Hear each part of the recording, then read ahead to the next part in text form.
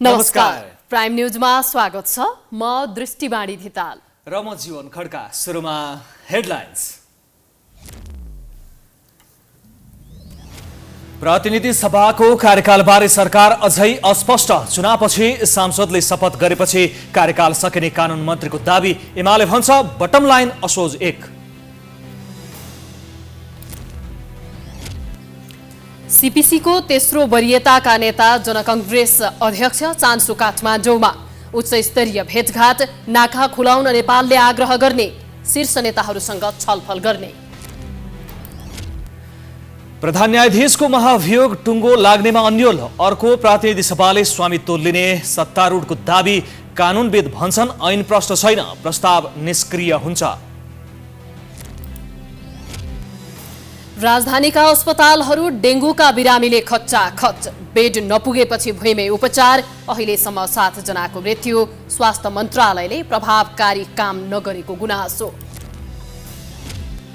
चाडबाडको बेला दूरदराजमा खाद्यान्न अभाव। सरकारी निकायको लापरवाहीले 100 क्विन्टल चामल खाल्डोमा पुरियो। भण्डारण व्यवस्था भद्रगोल। गोदाममा पानी चुहिँदै।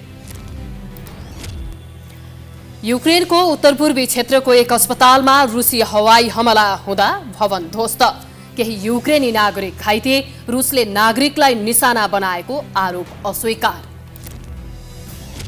र 9औं राष्ट्रिय खेलकुदको पुरुष क्रिकेट प्रतियोगितामा विभागीय टोली नेपाल पुलिस क्लबको लगातार दोस्रो जित। आर्मीले मध्य प्रदेशलाई हरायो। 2 खेल रद्द। अब प्राइम न्यूज विस्तारमा।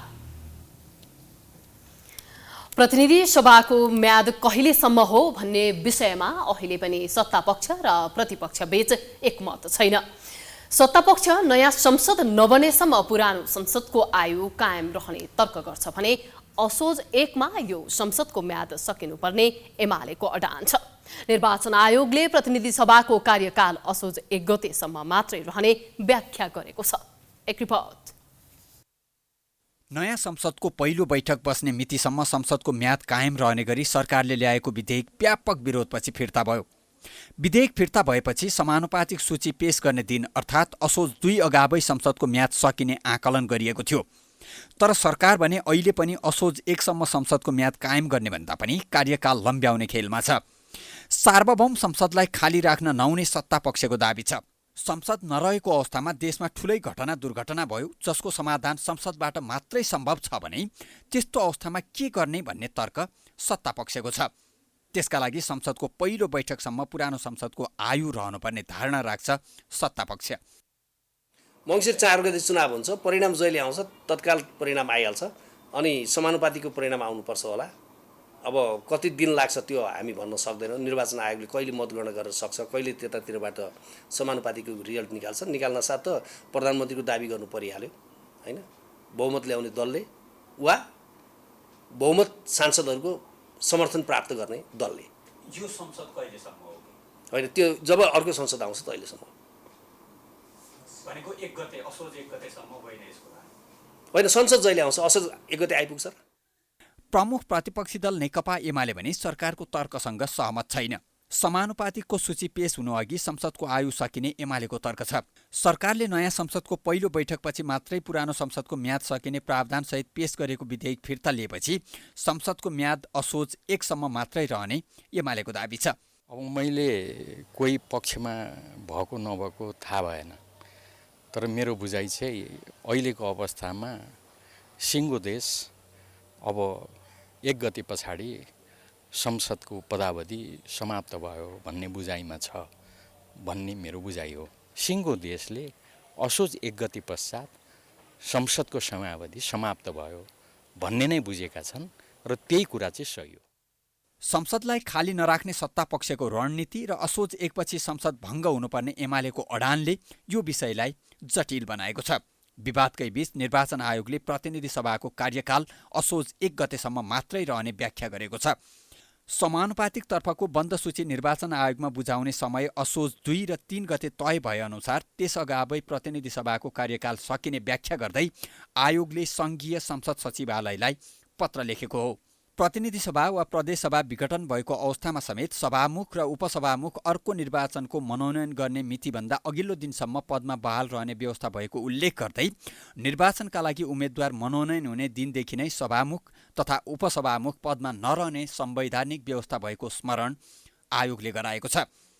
सरकारले केही नेपाल संशोधन ऐन विधेयक ल्याएर प्रतिनिधि सभा र प्रदेशसभाको कार्यकाल लम्ब्याउने प्रयास गरेको थियो, तर संसदमा विरोध भएपछि उक्त विधेयक फिर्ता भएको थियो। सरकार पछि हटे पनि प्रतिनिधि सभाको कार्यकालका सम्बन्धमा कतिपयले अन्योल प्रकट गरेका बेला निर्वाचन आयोगले प्रतिनिधि सभाको कार्यकाल असोज 1 गतेसम्म मात्रै रहने व्याख्यासहितको पत्र सङ्घीय संसद सचिवालयमा पठाएको हो। नेपालमा अमेरिकी गतिविधि बढेको भनिएको बेला चीनबाट पनि एकपछि अर्को गर्दै उच्चस्तरीय भ्रमण भएका छन्। नेपालको 4 दिने औपचारिक भ्रमणका क्रममा उत्तरी छिमेकी चीनको राष्ट्रिय जनकाङ्ग्रेस स्थायी समितिका अध्यक्ष ली चान्सु काठमाडौँमा आएका छन्। एक रिपोर्ट।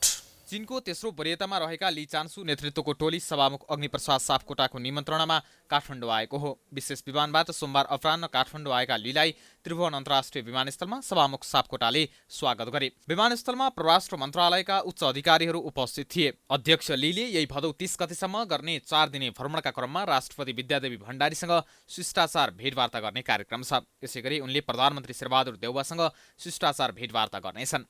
नेता लीले भ्रमणका क्रममा नेकपा एमालेका अध्यक्ष एवं पूर्व प्रधानमन्त्री केपी शर्मा ओली र नेकपा माओवादी केन्द्रका अध्यक्ष एवं पूर्व प्रधानमन्त्री पुष्पकमल दाहालसँग पनि भेटवार्ता गर्नेछन्। त्यसैगरी राष्ट्रिय सभाका अध्यक्ष गणेश प्रसाद तिमलेसेना र परराष्ट्र मन्त्री डाक्टर नारायण खड्गासँग पनि अध्यक्ष लीको भेटवार्ता हुनेछ। प्रतिनिधि मण्डलले नेपालको औपचारिक भ्रमणका क्रममा भक्तपुर स्थित दरबार क्षेत्रमा भूकम्पपछि पुनर्निर्माण भएका संरचनाको अवलोकन भ्रमण गर्ने कार्यक्रम रहेको पनि परराष्ट्र मन्त्रालयले जनाएको छ। गत चैतमा चीनिया विदेश मन्त्री वाङ वीले नेपाल भ्रमण गरेका थिए भने त्यसपछि चीनिया विदेश विभागका प्रमुख लिउ जियानचाओले भ्रमण गरेका थिए। गत महिना नेपालको तर्फबाट परराष्ट्र मन्त्री नारायण खड्काले पनि चीनको भ्रमण गरेका थिए। 3 वर्ष अघि राष्ट्रपति सी जिनपिङको भ्रमण यता चीनका तर्फबाट नेपालमा भएको यो नै सबैभन्दा उच्च स्तरीय भ्रमण हो। चीनिया कम्युनिस्ट पार्टीको तेस्रो वरीयताका नेता ली राष्ट्रपति सी जिनपिङका निकट मानिन्छन्। नेपालको इतिहासमा यति छोटो समयमा यति धेरै चीनिया उच्च अधिकारीहरूको भ्रमण बिरलै हुने गरेको छ। नेपाल सन् 2017 मा बीआरआईमा सहभागी भएपछि चीनले काठमाडौँलाई पहिलाको तुलनामा थप महत्त्व दिन थालेको थियो। तर अहिले चीनिया चासो बीआरआईमा भन्दा पनि अमेरिकासँगको प्रतिस्पर्धामा ज्यादा केन्द्रित हुन थालेको कतिपयको टिप्पणी हुने गरेको छ। यसरी भ्रमणको बाक्लिदो आदान प्रदानले दुई देश बीचको सम्बन्ध मजबुत बनाए पनि चीनिया पक्षले नाकामा अघोषित नाकाबन्दी कायमै राख्नु, पहिले भएका सम्झौता कार्यान्वयन गर्न बेवास्ता गर्नुले यी भ्रमण सम्बन्ध सुधार भन्दा पनि स्वार्थ अनुरूप भएको हो कि भन्ने आशंका उब्जिएको छ। प्रतिनिधि सभाले ढिलो गरी प्रक्रिया थालेका कारण संसदको कार्यकालभित्र प्रधान न्यायाधीश चोलेन्द्र शमशेर राणा विरुद्धको महाअभियोग टुङ्गोमा नपुग्ने प्रश्न छ। महाअभियोग प्रस्ताव अर्को प्रतिनिधि सभाले स्वामित्व लिन्छ वा निष्क्रिय भएर राणा फेरि सर्वोच्च फर्कन्छन् भन्ने कुरामा संविधान ऐन कानुन प्रष्ट छैन। के होला यो प्रकरण? हेरौँ यो रिपोर्ट। गत फागुन 1 गते 98 जनाको हस्ताक्षरसहित संसद सचिवालयमा दर्ता भएको महाभियोग प्रस्ताव अगाडि बढाउन ढिला गर्नु र प्रतिनिधि सभाको कार्यकाल केही दिन मात्र बाँकी हुँदा अब यो प्रस्ताव के होला भन्ने प्रश्न उठ्न थालेको छ। संविधान र नियमावलीमा स्पष्ट रूपमा यो विषय उल्लेख नभएकोले कानुनविद तथा राजनीतिक व्यक्तित्वले यसलाई आफू अनुकूल व्याख्या गरिरहेका छन्। यद्यपि महाभियोग छानबिन समितिले यही मसान्तसम्म प्रतिवेदन बुझाउने र यही कार्यकालमै महाभियोगको टुङ्गो लगाउने दावी गर्दै प्रतिवेदन तयार गरिरहेका छन्। तर यो प्रतिनिधि सभाको कार्यकालमा महाभियोग प्रस्तावको सबै प्रक्रिया पूरा गरेर टुङ्गोमा पुर्याउन असम्भव जस्तै देखिन्छ। गठबन्धन दलका नेताले प्रतिनिधि सभाको यो कार्यकाल सकिएपछि पनि अर्को नयाँ सदनले यसलाई अगाडि बढाउन सक्ने तर्क गर्छन्। एउटा संसदमा प्रस्तुत भएको विधेयक अर्को निर्वाचनबाट आउने संसदमा प्रस्तुत हुन सक्छ कि सक्दैन भन्ने विषय चाहिँ यो महाभियोग प्रस्तावसँग जोडिँदो रहेन रहेछ। कानुनत संविधानत, किनभने यो त अभियोग हो नि। अभियोग भनेको अपराध गरेपछि अभियोग लाग्ने हो। अनि हामीले सामान्य कानुनमा पनि हेऱ्यौँ भने कुनै एउटा फौजदारी मुद्दामा अभियोगकर्ताको रिक्तता भनेको मृत्यु भयो अथवा देश छोड्यो अथवा उसको अस्तित्व रहेन भने अभियुक्त उन्मुक्ति पाउँछ त। उता प्रमुख प्रतिपक्षी नेकपा एमालेका उपाध्यक्ष एवं पूर्व सभामुख सुभाष चन्द्र नेवाङले भने अन्य विधेयक र संसदका अन्य प्रस्ताव पनि प्रतिनिधि सभाको कार्यकाल सकिएपछि निष्क्रिय हुने भएकाले महाभियोग पनि स्वतः निष्क्रिय हुने टिप्पणी गर्छन्। त्यसपछि त सिद्धि हो नि, विवादै भएन नि। संसद चाहिँ अब असोज 1 गते सिद्धिन्छ हामीले भन्यौँ र सरकारले अहिले मानेको अवस्था छ। सायद त्यतैतर्फ अब हामी जान्छौँ भन्ने विश्वास छ। असोज 1 गते संसद चाहिँ गइसके पछाडि अनि संसदको समिति चाहिँ रहिरहन्छ भन्ने हुन्छ। कतिपयले भने संविधान र नियमावलीमा स्पष्ट उल्लेख नभएकाले आफूहरू संविधान बनाउँदा नै चुकेको बताउँछन्। जनता प्रगतिशील पार्टीका अध्यक्ष हृदय त्रिपाठीले संविधान बनाउँदा चुकेको तर्क गर्दै उनलाई सर्वोच्च फर्काउन चाहनेले महाभियोग निष्क्रिय हुने र सर्वोच्च फर्काउन नचाहनेले अर्को नयाँ सदनले पनि निरन्तरता दिन पाउने टिप्पणी गरेको उनको भुसाइ छ। महाभियोगको विषयमा अहिले हामी कहाँ दुविधा छ, किनभने सर्वथा नयाँ विषय हो यो दुविधा छ। यस विषयमा स्पष्ट व्यवस्था न त कानुनले गर्न सक्यो न त नियमावलीले गर्न सक्यो। हामी चुकेकै हो त्यसमा। यदि कानुनले गरेको भए कुनै पनि महाभियोग एक त अभियोग मात्रै होइन, महाअभियोग शान्तिनो अभियोग पनि भएन। कानुनका जानकारले भने प्रतिनिधि सभाको कार्यकाल सकिएपछि सबै प्रस्ताव र महाभियोग पनि निष्क्रिय हुने बताउँछन्। पूर्व न्यायाधीश तेजबहादुर केसीले यसबारे कानुनमा प्रष्ट उल्लेख नगरिएको बताए। नयाँ संसदमा चाहिँ जान नै पाउँदैन। एक त त्यही अवधिको अर्को सेसनमा चाहिँ त पनि जान सक्ने स्थिति चाहिँ देखिँदैन। तर यो चाहिँ त भएर आयो होइन, त्यो भएर आएको छ। त्यसलाई चाहिँ बरु चाहिँ सामान्य भन्न मिल्ला। तर त अब त आउनेमा त के हुन्छ भने प्रस्तावकहरू पनि चाहिँ अर्कै व्यक्तिहरू हुन्छन् होइन। अरू अब त्यहाँ हस्ताक्षरमा सही गरेका 96-98 मध्ये पनि चाहिँ नहुनहरू सक्छन्।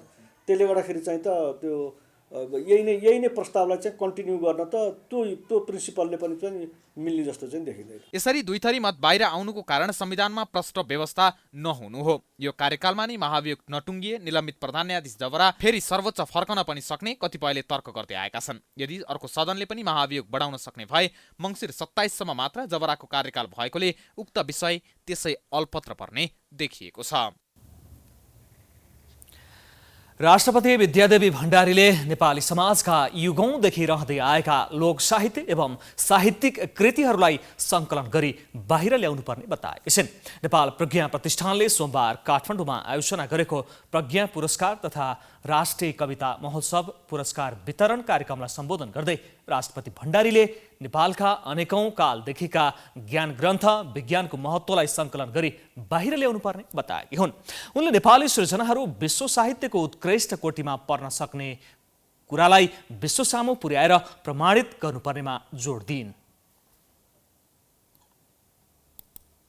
नेपाली समाजमा युगौंदेखि जीवित रहँदै आएका लोक साहित्य एवं साहित्यिक निधिहरूलाई सङ्कलन गरेर बाहिर ल्याउनु पर्ने छ र नेपाली सिर्जनाहरू पनि विश्व साहित्यको उत्कृष्ट कोटीमा पर्न सक्छन् भन्ने कुरालाई अनुवाद मार्फत विश्व सामु पुर्याएर प्रमाणित गर्नु पर्नेछ। यस्तै उनले प्राज्ञिक विमर्श अध्ययन अनुसन्धान गरी विश्वसामु ज्ञान पस्कन प्रतिष्ठानले नेतृत्वदायी भूमिका निर्वाह गर्नुपर्ने धारणा राखिन्। कार्यक्रममा राष्ट्रपतिले 1,28,000 भन्दा बढी शब्द संग्रह गरिएको प्रज्ञा नेपाली बृहत शब्दकोश र तस्बिरमा नेपालको अङ्ग्रेजी संस्करण विमोचन गरिन्। राष्ट्रिय कविता महोत्सव 2079 पहिलो हुने टीका आत्रेय, दोस्रो हुने यात्री प्रकाश पाण्ड्य, तेस्रो हुने सीता तुमखेवा लगायतलाई पुरस्कार प्रदान गरिएको थियो।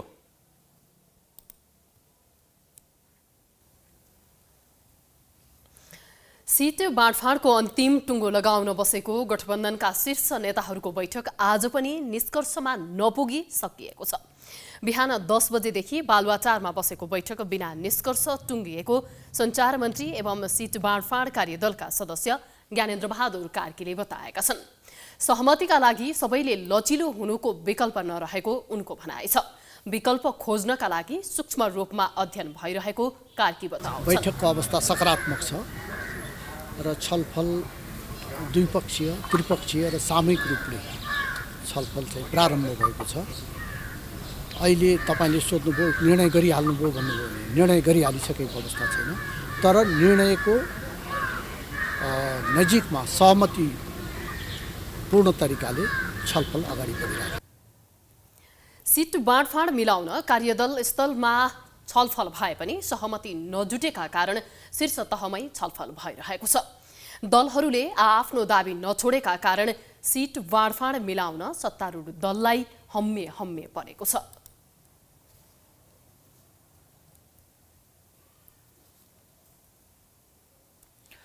मानव विकास सूचकाङ्कमा नेपाल 143औं स्थानमा रहेको नयाँ प्रतिवेदन सार्वजनिक भएको छ।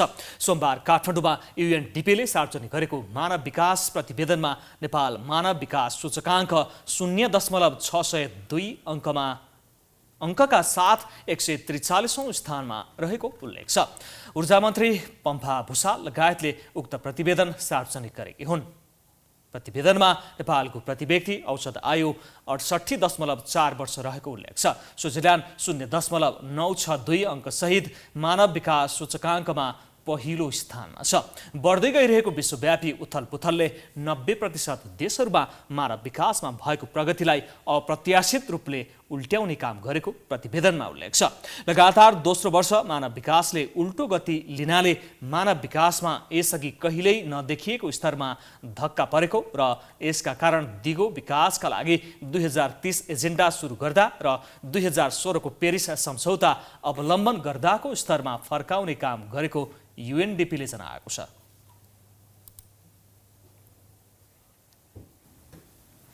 निर्वाचन आयोगका प्रमुख निर्वाचन आयुक्त दिनेश थपलियाले आगामी निर्वाचनमा आयोगले तोकेको खर्चको सीमा हेरफेर नहुने स्पष्ट पारेका छन्। सिंहदरबारमा सोमबार बसेको राष्ट्रिय सरोकार तथा समन्वय समितिको बैठकमा थपलियाले खर्चका सीमाका बारेमा विभिन्न टीका टिप्पणी सुनिएको भन्दै यसमा आयोगले कुनै हेरफेर नगर्ने स्पष्ट पारेका छन्। नेपालको निर्वाचन प्रणाली महँगो भयो भन्नेहरू नै खर्चको सीमामा असन्तुष्ट देखिएको उनले बताए। थपलियाले निर्वाचनमा दलले भाग लिने भएकाले उम्मेदवारहरूको खर्च पनि सबै दलले नै बेहोर्ने व्यवस्था भए झन उचित हुने जिकिर गरे। निर्वाचन क्षेत्र मतदाता र मतदान केन्द्रका आधारमा उम्मेदवारको खर्चको सीमा तोक्ने गरी खाका तयार गरिएको पनि उनले जानकारी दिए। त्यस्तै उनले आचार संहिताप्रतिको बुझाइ सत्तामा रहँदा वा नरहँदा फरक हुने भएकाले समस्या हुने गरेको धारणा राखे। जे गर्न पाउने भनेको त्यो सबै गरिदिने हो भने त उम्मेदवारको खर्च बढ्ने त कुरै भएन नि। भ्रष्ट दलहरूले के भन्नु पर्यो भने उम्मेदवारले कुनै पनि किसिमको सहयोग दिन पनि हुँदैन, खर्च गर्न पनि हुँदैन, सबै कुरा दलले नै व्यवस्था गर्छ भनिदियो भने समानुपातिक तर्फको दलले नै गर्ने हो। यता त्यो व्यवस्था गरिदियो भने त धेरै यसै पालि धेरै कति हो कति सुधार भइहाल्ने हो। उनले मन्त्री मात्र नभए कोही सार्वजनिक पद धारण गरेका व्यक्तिहरूले पनि निर्वाचन प्रचार गर्न नपाउनेमा आयोग प्रष्ट रहेको बताए। निर्वाचन आचार संहिता उल्लङ्घन गरेको प्रमाण फेला परे आयोगले आवश्यक कारबाही गर्ने उनले बताएका छन्। बैठकमा नेकपा एमालेका उपाध्यक्ष सुभाष चन्द्र नेमुवाङले प्रधानमन्त्री र मन्त्रीले प्रतिनिधि सभामा निर्वाचनमा प्रचार प्रसार गर्न नपाउने निर्वाचन आयोगको आचार संहिता संसदीय लोकतान्त्रिक प्रणालीको विरुद्ध रहेको बताएका छन्। आयोगलाई प्रधानमन्त्री र मन्त्रीहरूले चुनावमा प्रचार गर्न नपाउने भन्ने व्यवस्था आचार संहितामा नराख्न भन्दै पनि राखेको र त्यसलाई कडाइका साथ पालना गराउन उनले माग गरेका छन्।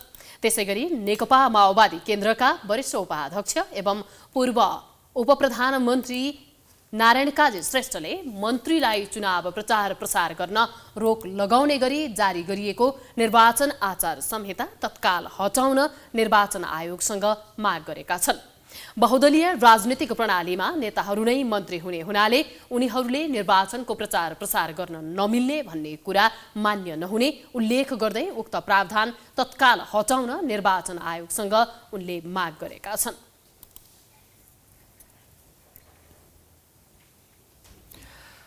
पछिल्लो समय तीव्र रूपमा डेङ्गु संक्रमणका बिरामी बढेका छन्। अस्पतालहरूमा बिरामीको चाप अत्याधिक छ। शुक्रराज ट्रपिकल तथा सरुवा रोग अस्पतालमा परीक्षण गर्न आएका बिरामीमध्ये 90% भन्दा बढीमा डेङ्गु पुष्टि हुने गरेको छ। अस्पतालमा भर्ना हुने बिरामीको चाप बढिसके एउटै बेडमा 2 जना र केही बिरामीलाई प्यासेजमै राखेर उपचार थालिएको छ। हेरौँ यो रिपोर्ट। शुक्रराज ट्रपिकल तथा सरुवा रोग अस्पताल टेकुवा यतिखेर डेङ्गुका बिरामीको चाप निकै बढेको छ र डेङ्गुको बिरामीको चाप बढेसँगै अस्पतालमा डेङ्गु संक्रमण भएको हो या होइन भनेर परामर्श लिने आउनेको सङ्ख्या पनि त्यत्तिकै बढेको छ। के छ त आज शुक्रराज ट्रपिकल तथा सरुवा रोग अस्पताल टेकुको तत्कालको अवस्था।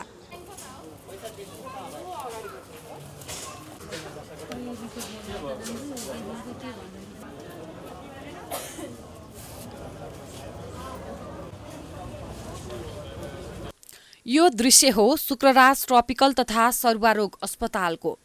केही हप्ता अगाडि कोरोना संक्रमण र झाडापखालाका बिरामीले भरिभराउ हुने शुक्रराज ट्रपिकल तथा सरुवा रोग अस्पताल टेकुमा अहिले डेङ्गुका बिरामीले भरिभराउ भएका छन्। डेङ्गु संक्रमण शंका लागेर आउनेको संख्या पनि उत्तिकै छ। यो दृश्यमा देखिएको लाइन हो डेङ्गु परीक्षण गर्न आएका बिरामीहरूको।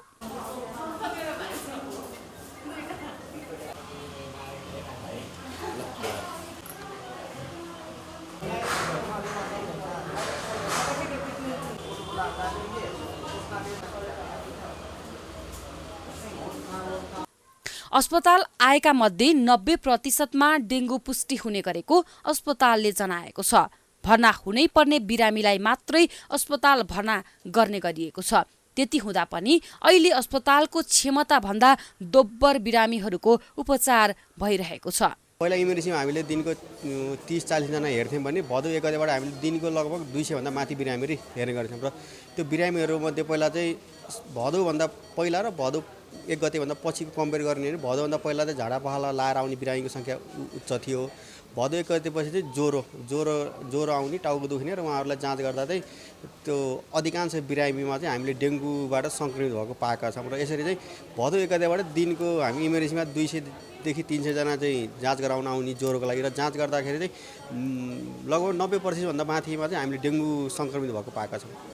अस्पतालमा उपचार भइरहेका केही बिरामीको अवस्था जटिल छ। सरकारी तथ्याङ्क अनुसार अहिलेसम्म डेङ्गु संक्रमणका कारण 7 जनाको मृत्यु भइसकेको छ। यसमध्ये 4 जनाको डेङ्गु संक्रमण बाहेक अन्य कुनै पनि रोग नभएको र 3 जना दीर्घरोग भएकाहरूको मृत्यु भएको एपिडेमियोलोजी तथा रोग नियन्त्रण महाशाखाले जनाएको छ। स्वास्थ्य तथा जनसङ्ख्या मन्त्रालयले सूचना जारी गर्दै डेङ्गु रोगको जोखिम कम गर्नका लागि सार्वजनिक, सामुदायिक र निजी क्षेत्रमा कार्यरत सम्पूर्ण कर्मचारीहरूलाई पूरा बाउला भएको लुगा लगाएर आउन आग्रह गरेको छ। हालसम्म देशैभर करिब 9000 को संख्यामा डेङ्गु संक्रमण पुष्टि भएको छ, जसमध्ये सबैभन्दा धेरै बागमती प्रदेशमा मात्रै 7000 मा डेङ्गु संक्रमण देखिएको छ। नेपालमा पहिलो पटक 2061 मा डेङ्गुका बिरामी देखिएका थिए। हालसम्म देशका हुम्ला र मुस्ताङ बाहेक सबै जिल्लामा डेङ्गु फैलिएको स्वास्थ्य मन्त्रालयले जनाएको छ। शुक्रराज ट्रपिकल तथा सरुवा रोग अस्पतालमा जस्तै अन्य अस्पतालमा पनि बिरामीको चाप निकै बढेको छ। यस्तै अवस्था रहिरहने हो भने डेङ्गुले भयावह अवस्था ल्याउन सक्ने निश्चित देखिएको छ। तसर्थ डेङ्गु नियन्त्रणका लागि सरकारले तत्काल ठोस कदम चाल्न अति आवश्यक देखिन्छ। प्राइम टाइम्स टेलिभिजनका लागि क्यामेरामा दिनेश सार्कीका साथ सृजना कार्की, टेकु, काठमाडौँ। जनता प्रगतिशील पार्टी र नेकपा संयुक्त बीच आगामी निर्वाचनमा चुनावी तालमेल गर्ने सहमति भएको छ। हृदय त्रिपाठी अध्यक्ष रहेको जनता प्रगतिशील पार्टी र नेकपा संयुक्तका अध्यक्ष चन्द्रदेव जोशी बीच सहमति पत्रमा हस्ताक्षर भएको हो। देशमा बढ्दै गएको भ्रष्टाचार, राजनीतिक अस्थिरता र कुशासन विरुद्ध चुनावी गठबन्धन गरेको उनीहरूको भनाइ छ। नेकपा संयुक्तको चुनाव चिन्हको विवाद अदालतमा विचाराधीन भएकाले नेकपा संयुक्त प्रगतिशील पार्टीको चुनाव चिन्हबाट नै चुनाव लड्नेछन्। नेकपा संयुक्तका उम्मेद्वारलाई पनि प्रगतिशील पार्टीले औपचारिक मनोनयन पत्र प्रदान गर्नेछ। आज गरिएको पत्रकार सम्मेलनमा नेकपा संयुक्तका अध्यक्ष चन्द्रदेव जोशीले दुवै पार्टीको लक्ष्य मिलेकाले चुनावी तालमेल गरेको बताएका छन्। योजनाको आधारमा अगाडि बढ्नुपर्छ भन्ने अरूका सामान्य धारणा भएको र धेरै भएको हुनाले मैले भने नि यी धेरै ठुल्ठुला खुरापातहरूसँग हाम्रो चरित्र नै नमिल्ने, बोलाइ नै नमिल्ने भएको हुनाले हामीले यस पार्टीको चुनाव चाहिँ लिएर गरिरहेका छौँ। अन्य दलका लागि पनि चुनावी तालमेल खुल्ला रहेको जनता प्रगतिशील पार्टीका अध्यक्ष त्रिपाठीले जनाएका छन्। उनले अहिले चुनावी तालमेल मात्र भएको र पार्टी एकताको कुनै छलफल नभएको पनि जानकारी दिएका छन्। यसलाई कसैले तालमेल गर्यो भने गाली गर्ने ठाउँै छैन। संविधानले उठाइदिएको, उब्जाइदिएको यो प्रश्न हो र यो अनुसार सबै जानै पर्छ। हाम्रो जहाँसम्म प्रश्न छ, अहिलेसम्म संवाद त्यस्तो घनीभूत कसैसँग भइसकेको छैन। तर हामी अन्य चुनावी तालमेलको लागि हामी खुला छौँ।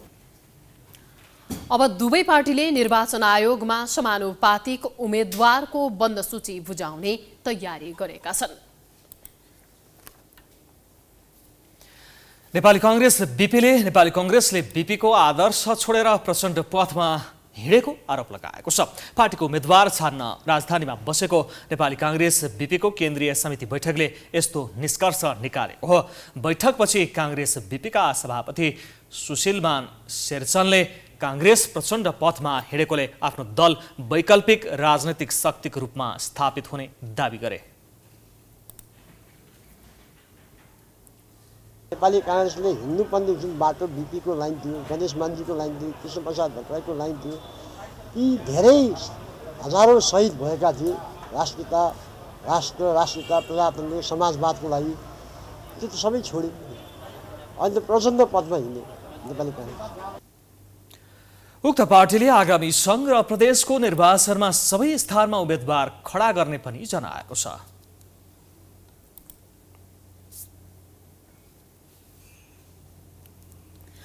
संविधानले नै 33% सिट सुनिश्चित गरेको भए पनि दलहरूलाई प्रतिनिधि सभामा 33% सिट सुनिश्चित गर्न चुनौती देखिने गरेको छ। महिलाहरूलाई प्रतिनिधि सभामा समानुपातिक रूपमा समेत प्रत्यक्षतर्फका उम्मेद्वारहरू बनाउन दलहरू चुक्दै गएका कारण संविधानले व्यवस्था गरेको महिलाहरूका लागि 33% सिट संख्या पुर्याउन समेत हम्मे पर्ने गरेको छ। एक रिपोर्ट। नेपालको संविधान 2072 को धारा 38 को उपधारा 4 ले राज्यको हरेक निकायमा समावेशी सिद्धान्तको आधारमा समावेशी सहभागिता गराउनुपर्ने उल्लेख छ। तर राज्यको नेतृत्व गर्ने दलहरूले नै महिलाहरूलाई संसदीय निर्वाचनमा प्रत्यक्षमा उम्मेद्वार बनाउन चुक्दै गएका छन्, जसका कारण पुरुषको संख्यामा महिलाहरू नगण्य रूपमा प्रतिनिधि सभामा प्रत्यक्षतर्फ जित्ने गरेका छन्। विगतका निर्वाचनहरूमा मात्र होइन, 2074 सालमा सम्पन्न संघीय संसदको निर्वाचनमा प्रत्यक्षतर्फ 165 सिट मध्ये प्रमुख राजनीतिक दलले नगण्य मात्रामा महिलालाई टिकट दिए, जस अनुसार नेपाली कांग्रेस 7, एमाले 5, माओवादी केन्द्रले 4 जना महिलालाई प्रत्यक्ष उम्मेद्वार बनाएका थिए। तीमध्ये एमालेबाट 2, माओवादी केन्द्रबाट 3 र राष्ट्रिय जनमोर्चाका 1 गरी जम्मा 6 जना महिला प्रत्यक्षतर्फ विजयी भए। प्रतिनिधि सभामा विभिन्न दलका 84 जना समानुपातिक सांसद छन्। प्रमुख राजनीतिक दलले नै महिलालाई उम्मेद्वार बनाउन उदासीन भएका कारण महिलाको संख्या पुरुषको तुलनामा कम भएको महिला नेत्रीको भनाइ छ। पुरुष प्रधान समाजका कारण योग्यता र क्षमता हुँदाहुँदै पनि महिलालाई पुरुष सरह उम्मेद्वार बनाउन राजनीतिक दल चुकेको नेपाली कांग्रेसका प्रमुख सचेतक चित्रलेखा यादवको भनाइ छ। महिला होस् वा पुरुष होस्, हाम्रो राज्य भनेको हामीले यो रुल्स अफ ल द्वारा राज्यका प्रत्येक कामहरू गभर्न हुनुपर्छ। संविधानको मूल मर्म र भावना अनुरूप हाम्रो व्यवहारहरू हुनु पर्यो। तर संसदभित्र, सार्वभौम संसदभित्र, त्यही भित्र चाहिँ हामीले 275 जनामा त भेदभाव गर्यौं भने त्यही संसदले यत्रो 3 करोड नागरिकलाई कसरी चाहिँ न्याय गर्न सक्ला? हरेक दृष्टिकोणले महिलाको भूमिका पुरुषको भन्दा कम नभए पनि महिलाहरूले प्रत्यक्षतर्फ पुरुष सह टिकट नपाएको एमाले सचिव पद्मा अर्यालको भनाइ छ। यसमा कतिपय महिलाहरू समेत समानुपातिकमा बस्ने चाहना राख्ने कारणले प्रत्यक्षतर्फ उम्मेद्वार कम हुने गरेको छ। महिला 33% सुनिश्चितता गरेका छौँ, 33% सहभागी हुनै पर्ने हुन्छ संसदमा। तर अहिले नभएको कुरा के हो भने त्यो 33% कहाँ पुग्छ भन्दा समानुपातिकबाट मात्रै पुग्छ कि सूचीबाट मात्रै पुग्छ। त्यसैले प्रतिस्पर्धी क्षमताको विकास हुन पर्यो। प्रत्यक्ष निर्वाचनका माध्यमबाट पनि यति प्रतिशत महिला भनेर अनिवार्य गरिदिएको भएदेखि त्यो बाध्यकारी बन्थ्यो।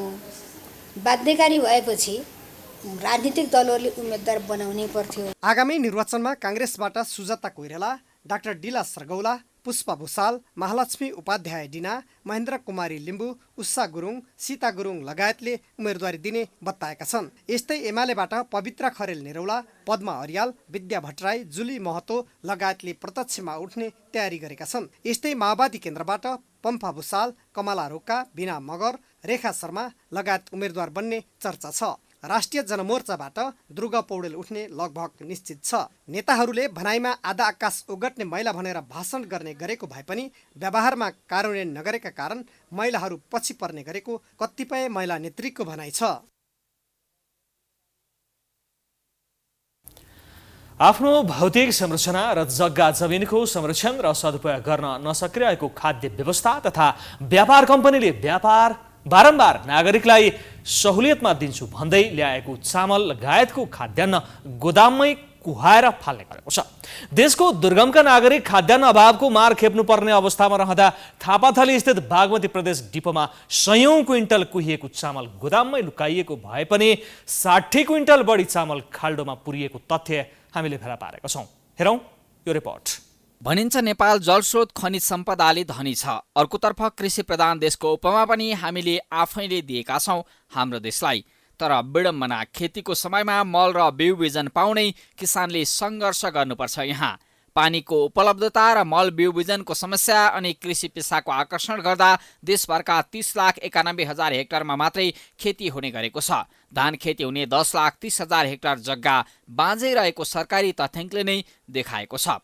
हुन त खेतीयोग्य जमिन बाजु राखेमा 3 लाख रुपियाँसम्म जरिवाना गर्ने प्रावधानसहित सरकारले भूउपयोग सम्बन्धी कानुन ल्याएको छ। खेतीयोग्य जमिनको खण्डीकरण रोक्न भन्दै कित्ताकाटमा केही शर्तनामा सहितको कडाई गरिएको भए पनि खेतीयोग्य जमिनमा हुने प्लटिङ र कित्ताकाट खासै रोकिएका छैनन्।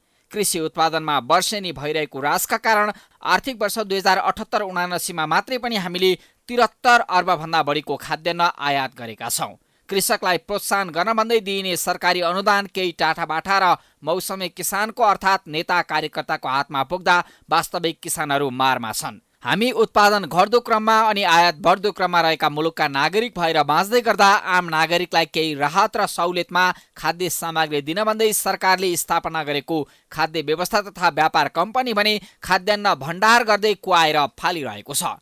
थापाथली स्थित खाद्य व्यवस्था तथा व्यापार कम्पनी लिमिटेड बागमती प्रदेशको गोदाम परिसरमा खाल्डो खनेर 60 क्विन्टल बढी चामल र अन्य खाद्यान्न नष्ट गरिएको स्थानमै हामी पुगेका छौँ। के हुन सक्ला यो भित्र यसरी खाल्डो बनाएर के चाहिँ वस्तु फ्यालिएको छ अथवा गाडिएको छ भन्ने एकिन जाँच गर्न खोज्यौँ। तर यसको वास्तविकता हामी स्वयं कार्यालयसँग माग्नेछौँ र हामीले मोटामोटी हेर्दा यहाँ यो डिपोमा राखेर कुहाइएको अथवा नष्ट हुने गरी लामो समयसम्म कुहाएर राखिएका चामल नष्ट गरिएको छ भन्ने कुरामा हामी यकिनमा पुगेका छौँ। होइन भने यसरी खाल्डो खनेर यहाँ पुर्नुपर्ने आवश्यकता किन हुन्थ्यो। यो भयो नष्ट गरिएको खाद्यान्न। अहिले पनि यहाँका खण्डहर बनेका गोदाममा 400 क्विन्टल हाराहारीमा कुहिएको खाद्यान्न लुकाएर राखिएको खबर विश्वस्त स्रोत मार्फत हाम्रो टिमसम्म आइपुगेको छ। खण्डहर बनेका गोदाममा भोटे तालचा लगाएर राखिएको अवस्थाले समेत खाद्य व्यवस्था तथा व्यापार कम्पनीको यो कार्यालय नागरिकलाई सहुलियतमा खाद्यान्न दिने नाममा टन्न आयात गर्ने अनि कुहाएर फाल्ने अखडा त बनिरहेको छैन भन्ने प्रश्न उब्जाएको छ। अब त्यस्तो भएर चाहिँ अस्ति नै पुरिसक्यो हजुर।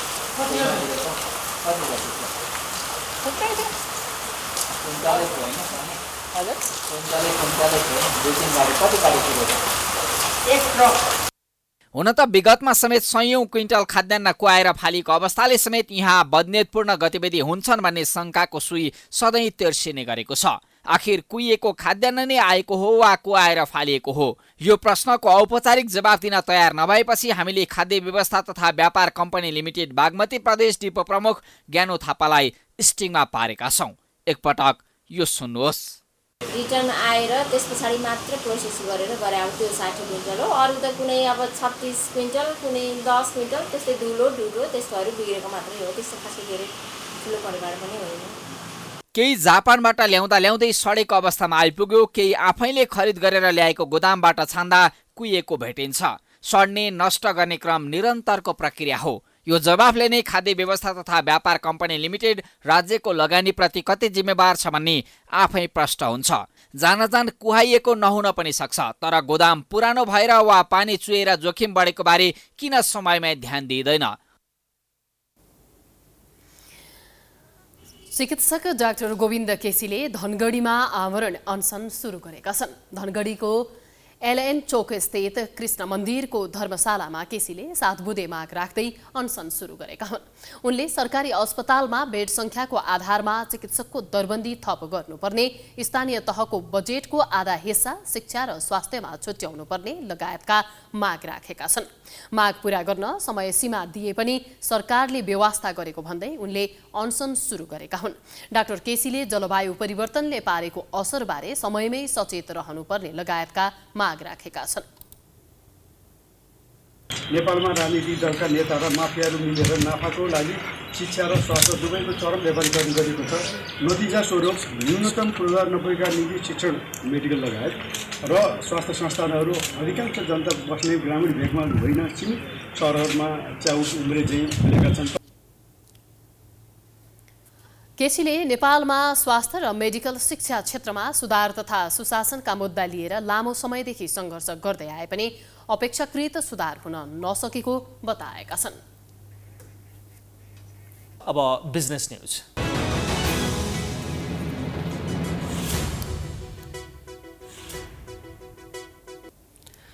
नाडाले असोज 6 गतेदेखि 9 गतेसम्म विद्युतीय सवारी साधन, पाटपूर्जा र वित्तीय सेवा सम्बन्धी प्रदर्शनी गर्ने भएको छ। नाटा अटोमोबाइल्स एसोसिएसन अफ नेपालले सोमबार पत्रकार सम्मेलन मार्फत इभी एक्सपो 2022 असोज 6 देखि सुरु हुने जानकारी दिएको छ। यो प्रदर्शनको सहयोगी संस्था नेपाल विद्युत प्राधिकरण भएको नाडाले जनाएको छ। प्रदर्शनी काठमाडौँको भ्रिकुटी मण्डपमा हुने नाडाका अध्यक्ष ध्रुव थापाले बताए। यो अहिले अनलाइन टिकटिङको हामीले सिस्टम सुरु गरेको छौँ। आजैबाट अब यो अनलाइन टिकटिङ प्री बुकिङको पनि हामीले सुरु गर्दैछौँ। यो अलिकति अब हामी आधुनिक नाडा अब आधुनिककरणतर्फ पनि जानुपर्छ भन्ने हिसाबले हामीले खल्तीसित यसको यो सहकार्य गरेर अगाडि बढेका छौँ, जसले गर्दा जो टिकट लिनेहरूलाई पनि यसले फाइदा पनि पुर्याउँछ, साथै हामीलाई यो म्यानेजमेन्ट गर्नलाई यो जुन क्राउड म्यानेजमेन्ट गर्नलाई पनि सहयोग पुगोस् भन्ने हिसाबले हामीले गरेका छौँ। 7वटा ब्रान्डको 4 पाङ्ग्रे, एउटा 3 पाङ्ग्रे, 16वटा ब्रान्डको 2 पाङ्ग्रे, 3वटा ब्रान्डको टायर, 2वटा ब्रान्डको ब्याट्री, 9वटा पारपूर्जा, ग्यारेज उपकरण कम्पनी तथा अटोपत्रिका र 4वटा वित्तीय संस्थाको सहभागिता रहने नाटा इभी एक्सपो समितिका सभापति अनुप कुमार बरालले बताए। नाडा अटोमोबाइल एसोसिएसन अफ नेपालद्वारा यही असोज 6 देखि 9 गतेसम्म नेपालमा पहिलोपटक विद्युतीय सवारी साधन, पाटपूर्जा, वित्तीय सेवा एवं अन्य सम्बन्धित सरोकारवाला सङ्घ संस्थाहरूको भव्य प्रदर्शनी सिएटद्वारा प्रायोजित नाडा इभी एक्सपो 2022 एक्सपोमा युएसएआइडी क्लिन इयरले नलेज पार्टनरको रूपमा 3 दिने गोष्ठी समेत सञ्चालन गर्नेछ। एक्सपोको शीर्ष प्रायोजक सिएट टायर रहेको छ भने सहप्रायोजक शिखर इन्सुरेन्स रहेको छ। यस्तै डिजिटल पेमेन्ट पार्टनर खल्ती एप रहेको छ। यो एक्सपोमा 51वटा स्टल र ब्लकहरू रहनेछन्। 4 दिनसम्म चल्ने एक्सपोमा 40,000ले अवलोकन गर्ने आयोजकको अनुमान छ। अब स्पोर्ट्स न्यूज।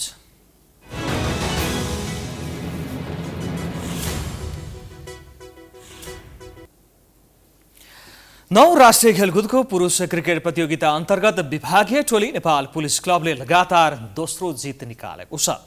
कीर्तिपुर स्थित टियु मैदानमा सोमबार लुम्बिनी प्रदेशलाई 76 रनले हराउँदै पुलिसले लगातार दोस्रो जित निकालेको हो। पुलिसले दिएको 205 रनको लक्ष्यसहित जवाफी ब्याटिङ गरेको लुम्बिनीले 20 ओभरमा 7 विकेट गुमाएर 128 रन बनायो। पुलिसका लागि ललित राजवंशीले 3 तथा करण केसीले 2 विकेट लिए।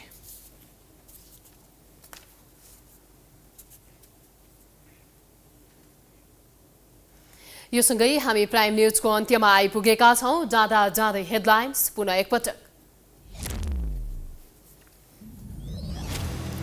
प्रतिनिधि सभाको कार्यकालबारे सरकार अझै अस्पष्ट। चुनावपछि सांसदले शपथ गरेपछि कार्यकाल सकिने कानून मन्त्रीको दाबी।